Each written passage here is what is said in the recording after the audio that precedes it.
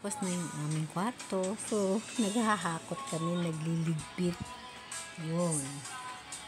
So, nagtutupi ako ng aking cabinet.